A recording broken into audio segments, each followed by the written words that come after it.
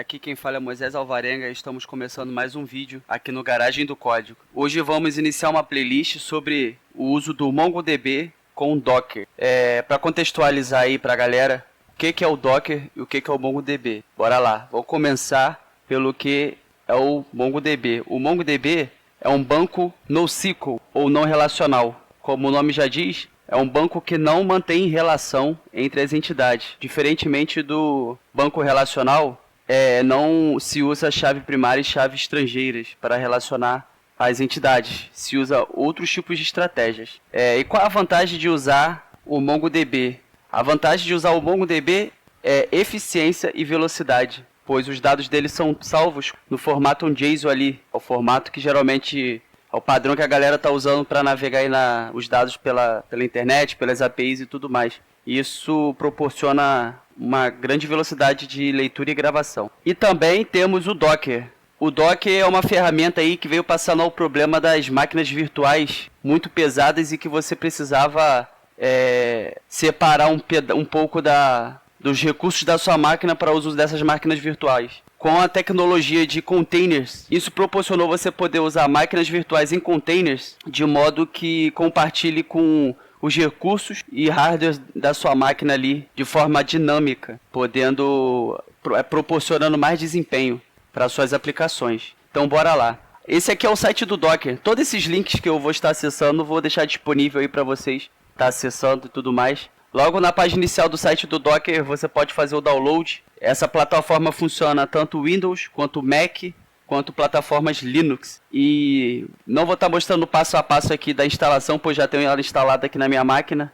Porém, é muito fácil, basicamente next, next, next, e concluir que você vai ter o Docker na sua máquina. Muito importante também é se atentar aos requisitos da sua máquina, pois ela precisa... A placa do seu computador aí precisa ter máquina virtual habilitada aí para você poder estar usando o Docker. E recomendado aí acima de 8 GB de memória RAM aí para algumas aplicações menores e tudo mais. Porém, se vocês forem fazer aplicações maiores, mais robustas, aconselhável é uma máquina de 16 GB. E para você estar usando aí o Docker na sua máquina, você precisa do WSL2. Que é o Windows Subsystems for Linux, que é uma ferramenta aí para você poder estar rodando Linux no seu sistema Windows. E esse aqui é um link da Microsoft aí, uma página da Microsoft ensinando aí o passo a passo aí para você configurar o WSL2 aí na sua máquina aí. Se você seguir todas essas etapas à risca aí, você vai conseguir fazer ele funcionar perfeitamente na sua máquina. Tendo isso tudo configurado, bora lá pra mão no código lá. Vamos mostrar como que funciona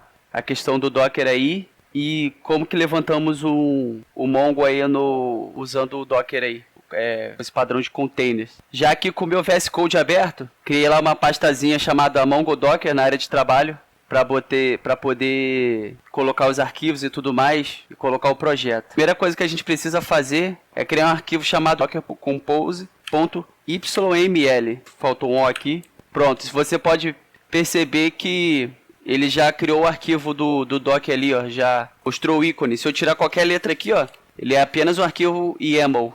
Porém, se eu escrever da maneira correta, ele fica com o símbolo do Docker. Importante que seu arquivo tenha exatamente esse nome, pois quando você roda o comando docker compose up para poder levantar os containers, ele vai procurar um arquivo com esse nome. Mas se você quiser colocar outros nomes, vou ensinar também para vocês qual comando você deve rodar para poder apontar para esses arquivos. Criado o arquivo Docker Compose, agora eu vou colar o código aqui do container Mongo e vou explicar para vocês aí linha a linha do código. Então, galera, agora com o código já na tela aqui, como vocês podem ver, vou estar explicando cada linha desse script aqui, o que ele faz. E muito importante, na hora de vocês escrever o script, os arquivos YAML, eles são arquivos sensíveis à indentação, ou seja, precisa estar tudo indentado certinho para que ele funcione corretamente. Então, bora lá. Na primeira linha aqui é a versão do Mongo do Docker. Na primeira linha aqui é a versão do Docker Compose que a gente vai estar usando. Na segunda linha é a parte onde você vai configurar os serviços do Docker. E dentro desses serviços aqui a gente tem o Mongo. Já já eu explico essa parte do network aqui. para vocês entenderem o papel dele dentro do Docker ali. Aí aqui nós temos o container, a configuração do container do Mongo. Aqui é o nome que eu dei para o container, né? Na verdade, a gente dá aqui 2 nomes. Esse nome aqui, geralmente, é o endereço dentro do container ali, né? Por exemplo, o endereço da sua máquina ali é localhost, né? Geralmente, é o endereço padrão da máquina ali é localhost. Dentro do Docker, ele vai olhar para isso daqui. Aí aqui é a imagem que a gente está usando, né? A gente está usando a imagem Mongo. Aqui é o nome do container lá, que vai ter quando a gente abrir o programa do Docker, você vai poder ver esse nome. Aqui é a parte de ambiente, onde a gente seta as variáveis de ambiente. A gente seta um usuário inicial, chamado root, né? No caso aqui eu coloquei root, é um padrão, né? A senha dele, coloquei password mesmo. E coloquei um banco inicial aí. Quando esse container subir, ele já vai criar esse banco chamado garagem do código DB. Essa linha aqui, restart, com esse parâmetro aqui, você está dizendo para ele toda vez que o Docker cair ou for derrubado ou qualquer coisa, ele vai reiniciar automaticamente. Aqui é a parte do mapeamento de portas, ou seja, qual é a porta que vai estar liberada aí para o Mongo poder usar, né? E aqui é a parte dos volumes, que ele faz a ligação ali entre os volumes na sua máquina e os volumes dentro do Docker. Esse primeiro volume aqui vai ser uma carga inicial que nós vamos fazer, onde de um lado é o caminho da máquina, que a gente vai criar esse caminho, o caminho da pasta que vai estar na máquina e o caminho da pasta que vai estar no Docker. E esse 2.ro aqui, eu estou dizendo que esse arquivo e essa pasta que eu vou criar vai ser somente leitura, ou seja, o Docker não vai poder editar ou excluir essa pasta com os arquivos que eu irei criar. Na segunda parte aqui, quando você gera um container, você sobe o container e ele cria essa pasta Docker aqui. Eu estou setando que dentro dos volumes ali, ele vai conter o banco de dados da aplicação. Para caso o seu container cair ou qualquer coisa acontecer, na hora de levantar de novo, ele vai olhar para dentro dessa pasta aqui e vai recuperar o banco no estado em que estava. Esse aqui são os networks, ou redes, que no caso eu configurei aqui embaixo, os networks, e configurei uma rede Mongo Compose Network com Drive Bridge. Ele está criando ali uma rede interna que para o banco, e APIs, ou outras coisas que você for colocando, se comunicarem entre si. E essa parte aqui para vocês entenderem como que eles olham dentro do container ali, né? Esse Mongo aqui, ó, na verdade, ele vai virar isso daqui, ó. Vou mostrar para vocês, ó. Se vocês vierem aqui, ó, claro que aqui na minha máquina eu não vou conseguir, pois da máquina ele vai olhar normalmente como local mongo a porta lá é a porta 27017. Dentro do container, fora do container, ele vai enxergar como localhost, isso estando rodando na sua máquina, para você acessar via navegador, que é o mesmo nome que a gente configurou aqui em cima. Então, nosso primeiro script doc feito aí, vamos rodar ele e ver o container levantando aí, funcionando direitinho aí. Para a gente levantar esse container, a gente precisa de um comando chamado docker compose up. Esse comando, ele vai levantar todo o container ali, que foi configurado e tudo mais. E se você quiser levantar o container em segundo plano para poder continuar usando terminais D, que ele vai levantar o container ali em segundo plano, e após ele terminar de levantar, o seu terminal vai estar liberado aí para você poder usar em outros comandos e tudo mais. Então, bora rodar e ver se já deu tudo certo. Ó, rodando o container, você pode ver que ele está carregando a imagem, carregando tudo direitinho. Então, galera, com o script aí pronto, né?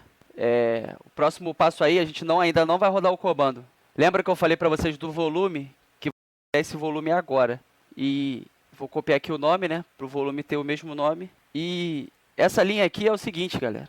De um lado é o caminho da máquina ali, né? Como eu havia explicado antes. E do outro lado é o caminho de dentro do container. Eu, geralmente, quando eu crio esses volumes, gosto de botar sempre a pasta com o mesmo nome da pasta do container. Então, bora criar essa pasta. Pronto, criamos a pasta, né? Da carga inicial ali. formato do arquivo que a gente vai usar dentro dela aí, que o MongoDB lê, é um arquivo JavaScript, que você pode botar o nome que você quiser e todos os arquivos que você colocar aqui dentro, ele vai ler todos. Não importa o nome que você colocar, ele vai ler, ele vai mapear esse volume, vai fazer a leitura e todos os arquivos que tiver aqui dentro vão ser lidos. E vou colocar o nome do arquivo aqui de mongoinit.js. E agora eu vou estar colando agora o script aí de inicialização e vou estar explicando aí um pouco do que ele está fazendo, mas não vou aprofundar, né? Que vamos ter umas aulas específicas só para isso. E aqui está o script. Esse script aqui, essa primeira linha aqui, você está dizendo qual é o banco que você quer manipular. E notem que o nome do banco aqui é exatamente o mesmo nome do banco que está aqui. E precisa ser um banco existente. Ele vai levantar o container, ele vai ver o nome do banco e tudo mais. Quando ele chegar na parte dos volumes e começar a ler esse script, ele vai procurar por esse banco. E depois dele tem vários comandos, né? Como create user, get collection, tem o get collection. Só que para a gente não ficar escrevendo isso toda hora, eu vou declarar uma variável db. Eu vou declarar uma variável db que vai receber exatamente isso aqui. Que aí eu posso fazer um código menor aí e mais usual. Aqui nessa linha aqui eu estou criando um usuário, né? Usuário Moisés com essa senha aqui. As permissões dele é de leitura e gravação. E onde ele vai ser permitido fazer leitura e gravação vai ser no banco garagem do código DB. Nessa segunda parte aqui é a parte que ele está criando uma collection. As collection seria o equivalente às tabelas de um banco relacional. Aqui nós chamamos de collection. Elas funcionam como se fossem, vamos supor que como se fossem fichas de consultório, fichas de cadastro ali. Você pega aquele livro ali com as fichas e cada página é um cadastro único e independente. Outro cadastro, que seria as chaves estrangeiras, né? No get collection, e é importante que esteja na ordem, tá, galera? Você não pode pegar uma coleção antes mesmo de criá-la. Vai ter um ID, essa função object ID, ele gera um ID automático, e temos um e-mail e uma senha, que eu salvei aqui no formato de hash, só que essa senha, usando aí as bibliotecas aí de criptografia aí, né? No caso aqui, isso aqui foi gerado com bcrypt. Na hora de você usar no seu código aí, JavaScript, C#, Python, o que for, você usa essa biblioteca e ele vai verificar se essa hash é equivalente à senha que você colocou. No caso, a senha dessa hash é teste mesmo, só que sem o E. E o bcrypt gerou essa hash para mim, para segurança da senha, né? Não queremos que as senhas do banco vazem ou que alguma pessoa não autorizada tenha acesso ao banco e veja a senha dos usuários. Então a gente costuma salvar no formato de hash. Então bora lá, galera, vamos pro próximo passo aí, vamos subir o container, né? E ver o Docker aí funcionando. Nós vamos aí agora rodar o comando docker compose up. Esse comando ele vai ler tudo que está aqui nesse arquivo Docker aqui e vai levantar. No caso aqui a gente só tem uma imagem aqui, né? Só tem um container.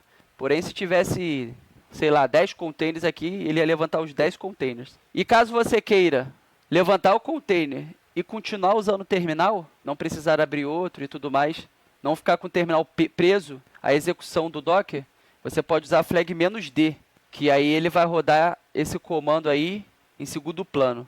Bora lá, vamos apertar Enter e ver se deu certo. Então, galera, como vocês podem ver aí, o Docker está levantando aí o container aí e fazendo as cargas inicial. Como vocês podem ver, o container aí levantou e logo após ele ter levantado, vocês podem ver que aqui o terminal foi liberado de novo para eu poder usar, senão ele ficaria preso aqui a execução no terminal. E quando a gente abrir aqui o nosso programa aqui para ver as imagens Docker, você já pode ver aqui, ó, a imagem criada, ó, o nome da imagem, aqui os volumes, o volume que gerou, onde está a informação de banco e tudo mais, e aqui está os nossos containers, né? Se você levantar aqui, ó, e aqui está os nossos containers. Se você clicar aqui, ó, nessa setinha aqui para baixo, você vai ver o container do Mongo. Mas ainda a gente não consegue ter acesso a ele. Por quê? A gente precisa ter um administrador de bancos de dados. E é isso que a gente vai ver agora, que é o Mongo Express. Vai ser o gerenciador de banco de dados que a gente vai usar inicialmente para gerenciar esse banco. Existem outros gerenciadores, vou estar mostrando para vocês com muitas funcionalidades. São gerenciadores excelentes.